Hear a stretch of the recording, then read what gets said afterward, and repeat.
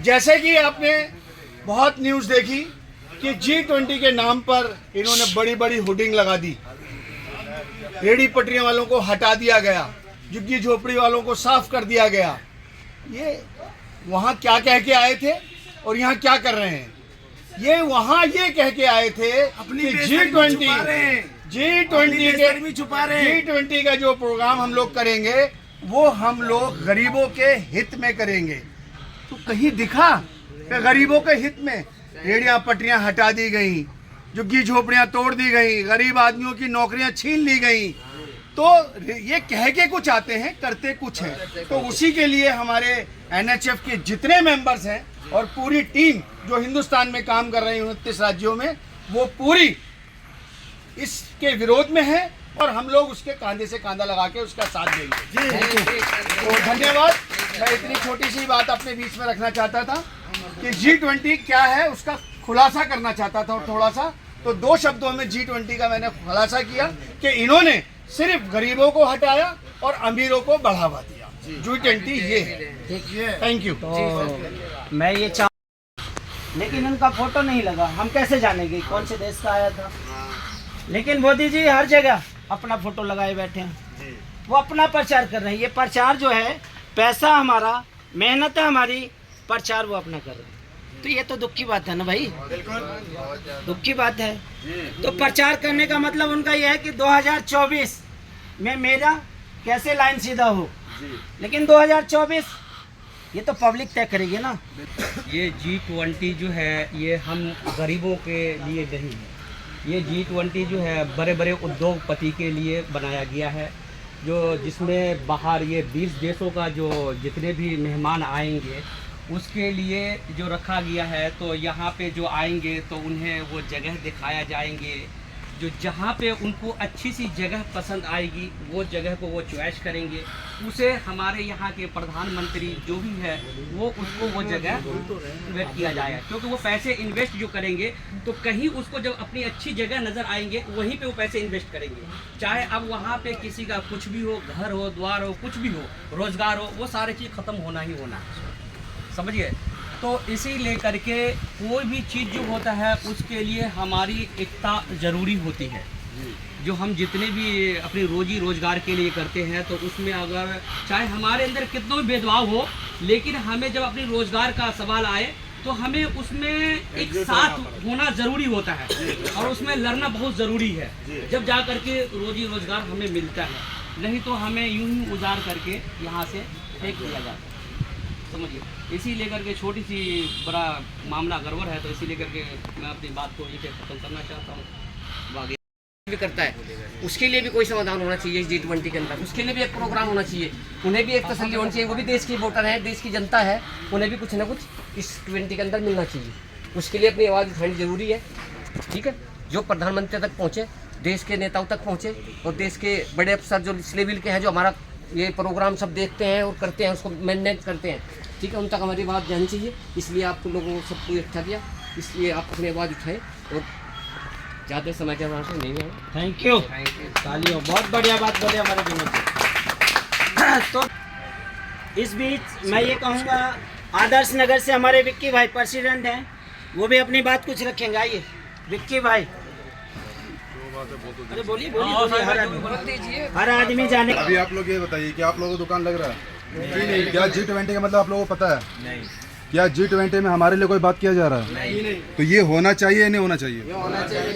होना चाहिए। नहीं होना चाहिए। क्या होना चाहिए? हमें पता चलना चाहिए क्या हुआ, हमें पता चलना चाहिए, लेकिन इसके होने से हमें कोई बेनिफिट है, कोई फायदा है?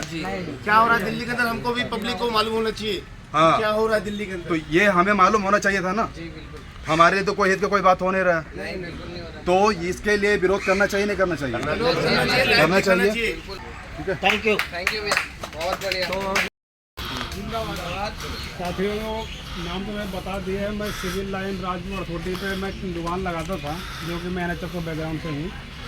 फिर वहाँ पे एक वक्त ऐसा है कि MCD और पुलिस ने मिल करके ऐसा दुकान में रहा है कि एक लॉकडाउन से ले करके एक लॉकडाउन मुझे वहाँ बैठने नहीं दिया था। फिर दूसरे लॉकडाउन में जब एनएचएफ जा करके जब आई है तब जा करके वहाँ मिला, तब से एनएचएफ के साथ। तो इसमें G20 में यही है, जो एक बार हट गया उसको लगाने के लिए बहुत मुश्किलों का सामना करना पड़ेगा। जो आज दुकानें हट रही है ना, समझे कि G20 बाद तुरंत ही लग जाएगी, इसके लिए बहुत ही ज़्यादा संघर्ष करना पड़ेगा। इसके लिए एकजुट बनाए रखना ज़्यादा जरूरी है। तो मेरा फिक्र। थैंक यू, बहुत बढ़िया बोले। तो कहाँ खत्म करूँ। वाह भाई, बहुत बढ़िया, बहुत बढ़िया। ये जो हमारे प्रधानमंत्री है G20 को लेकर के चलाया गया है, कई जगह मार्केटें 1.5 महीना पहले हटा दिया है कि जी यहाँ से हटा दो। कई जगह हफ्ता दिन पहले हटाया है, मेरे यहाँ 3 दिन पहले हटाया है। मेरे यहाँ तो बहुत और की बात है, क्योंकि हमें आ गया बोला हटाने जो जी, बोला जी नहीं हटाऊँगा, फिर भी बोला नहीं हटाना पड़ेगा। आखिर क्यों? ये सरकार नहीं चाहती है। प्रधानमंत्री हमारा, हम अगर उनको जिताते हैं, प्रधानमंत्री का अगर हम जिताएं वोट डाल करके, तो हमें हक नहीं बनता है कि मैं उनसे अपना शिकायत लेके जाऊं। उनका हक बनता है कि हमारा पब्लिक कैसा है, हमारा आम आदमी कैसा है, हमें वोट दिया उसको हक जानने की ज़रूरत है, हमारा वेंडर खा रहा है या नहीं खा रहा है। लेकिन हमें जाके देना पड़ता है कि भाई मैं गरीब हूँ, मैं खा रहा हूँ, कमा रहा हूँ, मेरी रेडी हटा रहे हो। हर चीज़ कैमरा लगा करके तुम सब कुछ देख सकते हो कि कौन सा उधर से घुसा जा रहा है, कौन आ रहा है, कौन जा रहा है। क्या आप कैमरे से नहीं देख सकते कौन वेंडर उजाड़ा जा रहा है? बहुत बढ़िया। बिल्कुल, उसको देखा जाना चाहिए। और हमारे प्रधानमंत्री को खुद आकर के उसको देखना चाहिए। उसका भी कर्तव्य करने वाला आदमी है, उसको पता करना चाहिए कि कौन आदमी दुख में है, कौन आदमी मुसीबत में है, उसे देखना चाहिए, ना कि हमें। हम तो अपने काम कर रहे हैं, वो क्यों बैठा हुआ प्रधानमंत्री? हम क्यों बनाए उनको? कि वो हमारी रक्षा करे, हमारे को देखभाल करे, लेकिन वो अपनी देखभाल कर रहा है और हमें उसको देखना पड़ रहा है कि हम अपना रोजगार करके 60% उसको देते हैं GST, तो उसके बाद हमारा पैसा वहाँ जाता है, वहाँ से हमारे पास कुछ नहीं आता है। आखिर क्यों? यही सवाल हमसे भी रहेगा, हम करेंगे मोदी साहब से, कभी भी मौका मिलेगा तो हम करेंगे। आखिर क्यों? हमारे जो सभी साथी, आदरणीय साथी, अब सारे बड़े बुजुर्ग हमारे साथ आए हैं। मेन बात रहा हमारे सामने जो है यूथ आइकन, सबसे बड़ा यहाँ पे जो मुद्दा है वो बेरोजगारी का है। और ये G20 जो है ये कुछ भी नहीं है। G20 ये बड़े आदमी के लिए है। और आज जो इस तरह से हम लोगों को बेरोजगार किया गया, आज हम लोग खाने के लिए तरस रहे हैं।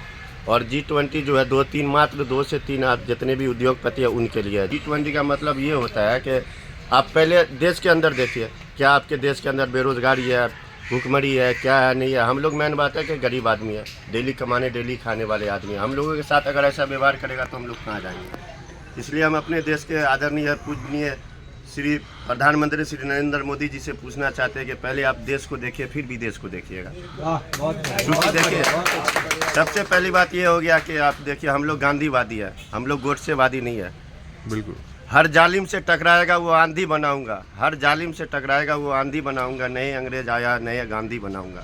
और इन्हीं शब्दों के साथ मैं अपने वाणी को समाप्त करता हूँ। बहुत बढ़िया, बहुत बढ़िया चमन भाई, बहुत की वक्ताओं ने G20 के बारे में बात रखी यहाँ पर। तो G20 क्या है पहले समझना पड़ेगा उसको आपको। G20 20 देशों का एक समूह है जो एक एक करके अलग अलग देशों में नंबर आता है मीटिंग का। आपने लूडो खेला है? लूडो में एक एक करके बारी आती है ना सबकी, ऐसे ही G20 में 20 देशों में एक एक करके सबकी बारी आएगी, सबके देश में मीटिंग होगी। तो ऐसा कुछ बड़ा नहीं हो रहा, पहली बात। दूसरी बात, इस देश के अंदर जो खजाना है, जो सरकारी खजाना है, सुना है ना आपने, सरकारी खजाने में जो पैसा आता है वो कहाँ से आता है? हमारे टैक्स से आता है। और वो टैक्स सिर्फ डायरेक्ट नहीं, इनडायरेक्ट टैक्स भी होता है। हर चीज पे आप लोग टैक्स भरते हैं, तो वो टैक्स से ये देश चलता है। तो इस देश के अंदर जो 1 रुपया आता है ना खजाने में, उसमें से 60 पैसा हम स्ट्रीट वेंडर से जुड़ी पूरी मार्केट का है। स्ट्रीट वेंडर से जुड़ी मतलब क्या? हम जो लोग काम कर रहे हैं नहीं, हमारे साथ में जो लघु उद्योग है, जिनका हम लोग सामान बेचते हैं, हम कोई ब्रांडेड सामान तो नहीं बेचते ना, जो उनका सामान बेचते हैं हम लोग, जो छोटी छोटी फैक्ट्रियों में बनता है वहाँ पे जो काम करते हैं उन लोगों का सामान बेचते हैं, उससे जुड़े लोग हैं। जो पोर्टर्स है, हमारे लोग हैं, जो सामान इधर से उधर ढुलाई करते हैं, वो ड्राइवर्स है, जो ट्रक ड्राइवर्स है, बड़े बड़े ट्रांसपोर्ट कंपनियां हैं और मंडियां हैं, ये सब हमारे ऊपर डिपेंड है। किसान तक हमारे ऊपर डिपेंड है। अगर रेहड़ी पटरी वाला नहीं होगा तो किसान जो है वो खत्म है। किसान की सब्जियां जो है ना, कोई नहीं खरीदने वाला, फुटपाथ से ही सब्जियां बिकती है। तो आप समझिए इस चीज को कि जब हमारा इतना बड़ा योगदान है और इस देश के 92% लोग, इस देश के 92% लोग जो है वो इस अनऑर्गेनाइज सेक्टर की जो मार्केट है इसके ऊपर जिंदा है आज। अगर ये मार्केट ना हो तो भूखमरी छा जाएगी पूरे देश के अंदर। तो इस देश के 92% लोगों के दरकिनार करते हुए चंद कुछ पूंजीपतियों के लिए ये आयोजन रखा गया है और हमारे पेट पे लात मारी जा रही है, हमारे घर उजाड़े जा रहे हैं, हमारे बच्चों को अनाथ किया जा रहा है, हमारे बच्चों को भूखा मारा जा रहा है। ये इस G20 की सच्चाई है। तो आपको समझना पड़ेगा कि कौन सा काम आपके हित के लिए हो रहा है और कौन सा काम आपके अहित के लिए हो रहा है। तो इस G20 सम्मेलन का जो ये इस देश में हो रहा है, हमें पूरा गौरव है। हमारे प्रधानमंत्री जी इसकी अध्यक्षता कर रहे हैं, लेकिन साथ ही हमें बहुत दुख से ये कहना पड़ रहा है कि इस G20 के नाम पर लाखों लोगों को उजाड़ा गया है, हटाया गया। सिर्फ दिल्ली की बात नहीं कर रहा है, दिल्ली में प्रोग्राम है, लेकिन पूरे देश में उजाड़ीकरण हुआ है इस G20 के नाम पर। तो उस हर एक आदमी के लिए हम लोग आज इस G20 का विरोध करते हैं, इस G20 समिट का विरोध करते हैं और हम जो है हम V20 मिलकर आगे इस देश को सही राह दिखाएंगे, अपने लोगों को सही राह दिखाएंगे और इस तरीके के जितने भी हमारे विरोधी काम हैं उनका हम भविष्य में भी विरोध करेंगे। और सही कहा हमारे हैदर भाई ने कि सिर्फ ये प्लान है 2024 के चुनाव का और कुछ नहीं है। G20 एक साल पहले होने वाला था इस देश के अंदर, एक साल पहले, लेकिन ये रणनीति के तहत 2023 में रखा गया है ताकि जो 2024 में जो चुनाव आएंगे उसमें इनको सीधा सीधा फायदा मिले। तो ये सिर्फ राजनीति है कह रहा है। धन्यवाद। इसी बात के साथ मैं खत्म करूंगा अपनी बात। ठीक है, बंद करिए। बहुत बंद करिए। मैं चाहूंगा कि कुछ